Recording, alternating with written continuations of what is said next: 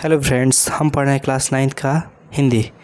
तो हिंदी के पार्ट 2 नालंदा विश्वविद्यालय के पहले वीडियो में हमने जान लिया था कि नालंदा विश्वविद्यालय के कैसा हाल था और उसके बारे में हम लोग बहुत सारी जानकारी प्राप्त की थी। वहाँ से बहुत सारे लोग बहुत दूर दूर से पढ़ने के लिए आते थे, क्योंकि भारत का जो नालंदा विश्वविद्यालय था उस समय बहुत ही प्राचीन था।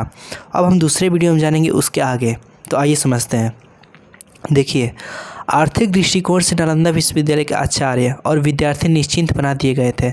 मतलब कि उनको रुपये पैसा के मामला में नालंदा विश्वविद्यालय के जो प्रधानाध्यापक थे, जो वहाँ के शिक्षक पढ़ाने वाले थे और जो वहाँ के विद्यार्थी तो उनको निश्चित बना दिया गया था, क्योंकि वहाँ पर कहा जाता था कि वहाँ पर पैसों को कोई दिक्कत नहीं है, पैसा को कोई चिंता ना करे। तो अब यहाँ पर सोचने वाली बात है कि पैसा आता कहाँ से है। देखिए, भूमि और भवनों के दान के अतिरिक्त नित्य प्रति के व्यय के लिए 100 गाँव की आय अक्षय निधि के रूप में समर्पित की गई थी। मतलब वहाँ के भूमि के भवनों के निर्माण में या शिक्षकों का जो वेतन होता था उसको देने के लिए आसपास के 100 गांवों से वहाँ के दान आते थे। दान मिलाकर 100 गांव क्या करते थे, नालंदा विश्वविद्यालय में अर्पित करते थे। और उसी दान से पूरा विधि व्यवस्था नालंदा विश्वविद्यालय का चलता था।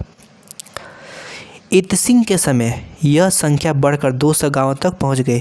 और जब इत सिंह नालंदा विश्वविद्यालय में चीनी यात्री जो था वो आया था, तो उस समय जो ये 100 गांव था उसकी संख्या बढ़कर कितनी गांव तक हो गई, उसकी संख्या बढ़कर 200 गांव तक उस समय हो चुकी थी। उत्तर प्रदेश, बिहार और बंगाल, इन 3 राज्यों से नालंदा के निर्माण और अर्थव्यवस्था में पर्याप्त भाग लिया। और नालंदा विश्वविद्यालय के निर्माण में हम कह सकते हैं कि जो हम लोग का भारत का राज्य है, जिसका नाम है यूपी, बिहार और बंगाल, ये 3 राज्यों ने महत्वपूर्ण भूमिका निभाई। और इन्हीं की वजह से जो नालंदा विश्वविद्यालय था वो आगे प्रसिद्ध हुआ, ठीक है, और आगे बढ़ा। तो जो बंगाल के महाराज थे, जिनका नाम था धर्मपाल देव और देवपाल देव, के समय के ताम्रपत्र और मूर्तियाँ नालंदा की खुदाई से प्राप्त हुई। कहा जाता है कि जब नालंदा की खुदाई की जा रही थी तो उस समय जो वहाँ के राजा थे बंगाल में धर्मपाल देव और देवपाल देव राजा का ताम्रपत्र मिलता है। वहाँ पर जो खुदाई की धरती से की जाती है उसमें उनसे पता चलता है कि जो वहाँ के बंगाल के राजा थे उस समय कितना समृद्ध थे, कितना उनके पास पैसा रुपया था, उससे उनको पता चलता है। और उनके शिलालेख से उनके बारे में जानकारी प्राप्त होती है, जो नालंदा विश्वविद्यालय के खुदाई से क्या हुआ, हम लोग को प्राप्त हुआ। अब देखिए, विदेशों के साथ नालंदा विश्वविद्यालय का जो संबंध था उसका स्मारक का ताम्रपत्र नालंदा की खुदाई से मिला। और हमारा जो नालंदा विश्वविद्यालय था भारत में ही नहीं और भारत के राज्यों में नहीं, बल्कि भारत के अन्य विदेशों राज्यों में, बड़े बड़े दूर दूर देशों से क्या था, उसका अच्छा संबंध था। इसका प्रमाण मिलता है जब खुदाई होता है नालंदा विश्वविद्यालय के खुदाई के संबंध में, इसका क्या होता है, प्रमाण मिलता है कि जो हमारा नालंदा विश्वविद्यालय था वो बहुत से देशों, बहुत से राज्यों में क्या था, प्रसिद्ध था, फेमस था।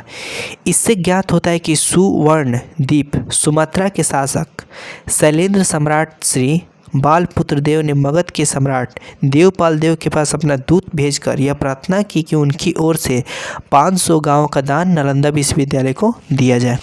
उस समय जो राजा महाराजा रहते थे उनके पुत्रों द्वारा क्या किया जाता था, नालंदा महाविश्वविद्यालय को दान दिया जाता था, ठीक है। कोई 100 गाँव से देता था, कोई 200 गाँव तक, ठीक है। उसी प्रकार जो सम्राट थे, कौन, जो सुमत्रा के, या जहाँ सुमत्रा जगह है, उसका शासक शैलेंद्र सम्राट श्री बालपुत्र देव ने मगध के जो सम्राट थे, मगध के सम्राट देवपाल देव के पास अपना दूत भेजा, यानी कि संदेश वाहक भेजकर उन्होंने कहा कि नालंदा विश्वविद्यालय को 5 गांवों का दान नालंदा विश्वविद्यालय को दिया जाए। उन्होंने अपने राज्य से कहा कि मेरे राज्य के 5 गांव जो है वो आपको नालंदा विश्वविद्यालय में दान देंगे। तो ताम्रपत्र के अनुसार नालंदा के गुणों से आकृष्ट होकर द्वीप के सम्राट बालपुत्र ने भगवान बुद्ध के प्रति भक्ति प्रदर्शित करते हुए नालंदा में एक बड़े विहार का निर्माण करवाया।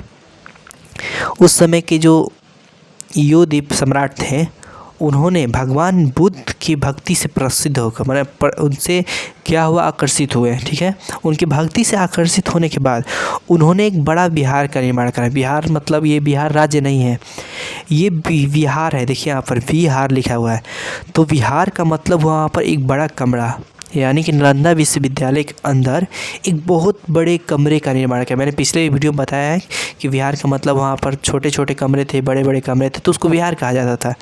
तो विहार का क्या किया, निर्माण करवाया।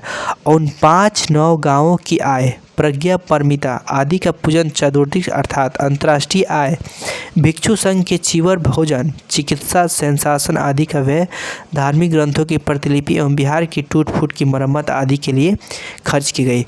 और जो राजा ने 5 गाँवों को आय भेजवाता है, वहाँ के मरम्मत के लिए, वहाँ पे खान पान के लिए, वहाँ के विधि व्यवस्था के लिए, वहाँ के प्राचार्य को देने के लिए, ठीक है, वो जितने भी गांव का 5 गांव का आय था उसको समर्पित कर दिया। और बिहार का जो निर्माण करा रहे थे उसमें उन्होंने क्या किया, उसको समर्पित कर दिया। और समर्पित करने के बाद देखिए क्या हुआ। यह तो संयोग से बचा हुआ एक उदाहरण है जो विदेशों में फैली हुई नालंदा की अमिट छाप हमारे सामने रखता है। लेकिन नालंदा विश्वविद्यालय महाविहारीय आर्य भिक्षु संघ की धाक समस्त एशिया भूखंड में थी। और यहाँ के जो भिक्षु थे, यहाँ के जो प्राचार्य थे, यहाँ के जो पढ़ने वाले विद्यार्थी थे, उनकी जो चर्चा होती थी वो पूरे एशिया में होती थी। एशिया महाद्वीप जो इतना बड़ा, उसमें बहुत सारे देश आते हैं, उन सभी में हमारा भारत का नालंदा विश्वविद्यालय क्या होता था, चर्चा होता था। और इस संघ की बहुत सी मिट्टी मुद्राएं नालंदा में प्राप्त हुई। और एशिया की बहुत सारी भूखंड की, यानी कि जो भिक्षु संघ धाक समस्त था, उसकी बहुत सारी मिट्टी प्रतिमाएं वो कहाँ पर प्राप्त हुई, एशिया में प्राप्त हुई, ठीक है। और बहुत सारी मुद्राएं भी। तो नालंदा का शिक्षाक्रम, जो नालंदा का शिक्षाक्रम था, बड़ी व्यवहारिक बुद्धि से तैयार किया गया था। यानी कि वहाँ पर शिष्टाचार, डिसिप्लिन बहुत ही अच्छे से था। कहाँ पर, नालंदा विश्वविद्यालय जो हम लोग का भारत का था। तो उसे पढ़कर जो विद्यार्थी होते थे, तो उसे पढ़कर दैनिक जीवन में आधिकारिक सफलता प्राप्त करते थे। और वहाँ के विद्यार्थी जो होते थे वो पढ़कर इन व्यवहारिक किसको, शिक्षा को, वहाँ के लोग जो है आधिकारिक सफलता को प्राप्त करने के लिए मूल रूप से तैयार होते थे। और मूल रूप में 5 विषयों की शिक्षा वहाँ अनिवार्य थे। जो नालंदा विश्वविद्यालय था वहाँ पर 5 विषयों की जो शिक्षा थे वो अनिवार्य रूप से दी जाती थी। वो कौन कौन सी है, शब्द विद्या या व्याकरण। पहला है शब्द विद्या, यानी कि व्याकरण में उनको निपुण बनाया जाता था। शब्द कैसे उच्चारित किया जाए, उच्चारण के उसको बताया जाता था। पहला हुआ शब्द विद्या या व्याकरण, जिससे भाषा का सम्यक ज्ञान प्राप्त हो सके। उनको भाषा का ज्ञान प्राप्त होता था, व्याकरण का ज्ञान प्राप्त होता था, किससे, शब्द विद्या व्याकरण से। और साथ ही साथ दूसरा जो शिक्षा था, हेतु विद्या तर्कशास्त्र, जिससे विद्यार्थी अपनी बुद्धि को कसौटी का प्रत्येक बात को परख सके। यानी कि नालंदा विश्वविद्यालय के जो विद्यार्थी थे उनको हेतु विद्या का ज्ञान दिया जाता था, जिसमें क्या होता है कि जैसे कोई बात आपको कहे तो उसको आप तर्क के साथ कैसे उसको एक्सप्लेन कर पाएँ, यानी कि समझा पाएँ उसको, विद्यार्थी को। यह उस बात के लिए उनकी कसौटी पर क्या किया जाता, उतारा जाता था कि विद्यार्थी जो है दूसरे के प्रश्नों को या दूसरे को बातों को क्या कर सके, समझ कर उनको उत्तर दे सके। और तीसरा जो होता था चिकित्सा विद्या, जिसे सीखकर स्वयं छात्र स्वस्थ रह सके एवं दूसरों को भी निरोग बना सके। तीसरा था स्वास्थ्य शास्त्र, मतलब चिकित्सा शास्त्र, जिससे उनको ये विद्या दी जाती है कि कैसे लोगों से लड़ा जाता है। और जो बीमार लोग हो जाते हैं तो उनको क्या दवा दिया जाता है, क्या औषधि दिया जाता है। और साथ ही साथ वो अपना ख्याल तो रख ही पाते हैं और साथ ही साथ दूसरों का भी ख्याल रख पाए, जिसके द्वारा छात्रों में व्यवहारिक और सुनिए, एक न एक शिल्प को सीखना वह अनिवार्य था, जिसके द्वारा छात्रों में व्यवहारिक और आर्थिक जीवन की स्वतंत्रता आ सके। इन चारों के अतिरिक्त अपनी रुचि के अनुसार लोग धर्म और दर्शन का अध्ययन करते थे। और 4 शिक्षा तो वहाँ पर कराई जाती थी और लोग अपनी रुचि से भी एक विषय को चयन कर सकते थे, जिसमें उनको दिया गया था कि किसको अनुसार लोग धर्म और दर्शन, यानी कि धर्म के बारे में पढ़ सकते थे कि हम किस धर्म के हैं, हमारे धर्म में कौन कौन से गुरु है, क्या क्या पढ़ाया जाता है, तो इसके बारे में हम लोग अध्ययन कर सकते हैं। और देखिए यहाँ पर आपको दिया गया है, आगे बोल रहा है कि आचार्य शीलभद्र, कौन, आचार्य शीलभद्र योग शास्त्र के उस समय के सबसे बड़े विद्वान माने जाते थे। जो शीलभद्र थे, आचार्य शीलभद्र, उस समय के योग शास्त्र के, यानी कि योगा में जो क्या होते थे, बहुत ही निपुण और महत्वपूर्ण माने जाते थे। उससे पहले धर्मपाल एक इस संस्था के प्रसिद्ध कुलपति थे, यानी कि सबसे पहले वहाँ के हेड कौन थे, धर्मपाल इस संस्था के क्या थे, हेड थे योग शास्त्र के, ठीक है। शीलभद्र, ज्ञानचंद्र, प्रभामित्र, स्थिरमती, गुणमती आदि अन्य आचार्य युवान चौंग के समकालीन थे। यानी कि जब युवान चौंग आया था तो उस समय नालंदा विश्वविद्यालय में शीलभद्र, ज्ञानचंद्र, प्रभामित्र, स्थिरमती, गुणमती ये सब थे। वो किसके रूप में, तो आचार्य के रूप में, यानी कि हेड मास्टर जिसको कहते हैं हम लोग। जैसे बड़े बड़े कॉलेज में हम लोग जाते हैं तो कॉलेज में क्या होते हैं, प्रिंसिपल को ही आचार्य कहा जाता है, ठीक है। अब देखिए, जिस समय युवान चंग अपने देश चीन को लौट गए उस समय भी अपने भारतीय मित्रों के साथ उनका वैसा इस घनिष्ठ संबंध बना रहा। और यहाँ पर जब युवान चंग चीन से जब आकर शिक्षा ग्रहण करते थे तो यहाँ पे उनके मित्र बने और मित्रों के साथ उनकी ऐसी घनिष्ठता यानी कि ऐसा संबंध हो गया कि उसका गुणगान वो अपने देश में भी जाकर करते थे और अपने मित्रों के साथ बिताया हुआ घनिष्ठ संबंध वो भूल नहीं पाए। देखिए, जब युवान चंग नालंदा से विदा होने लगे तब आचार्य शीलभद्र एवं अन्य भिक्षुओं ने उनसे यहाँ रह जाने का अनुरोध किया।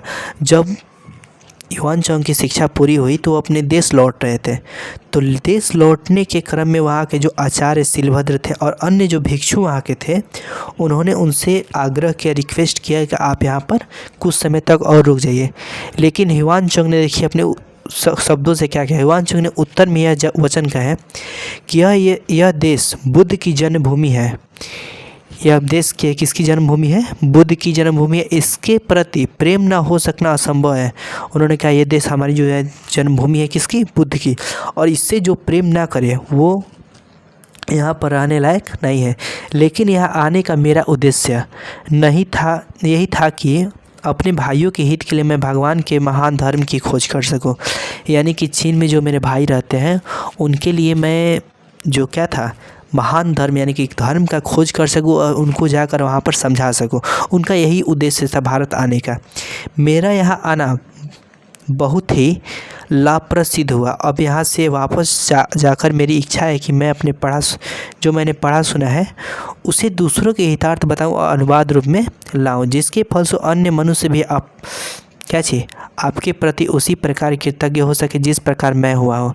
यानी कि वो बोल रहे थे कि जो इतना मैंने शिक्षा यहाँ पर प्राप्त किया है, जितने धर्म ग्रंथ के बारे में हमने जाना है, मैं चाहता हूँ कि मैं अपने देश चीन में जाकर इसको शिक्षा के रूप में वहाँ पर दे सकूँ और वहाँ पे लोगों को कृतज्ञ बना सकूँ, विद्या दे सकूँ और लोग भी चाहें, लोग भी करें कि वो वहाँ से आए और यहाँ पर आकर अपना शिक्षा ग्रहण करें। भारत का नालंदा विश्वविद्यालय किस प्रकार का है, तो देखिए अब आगे पढ़ते हैं।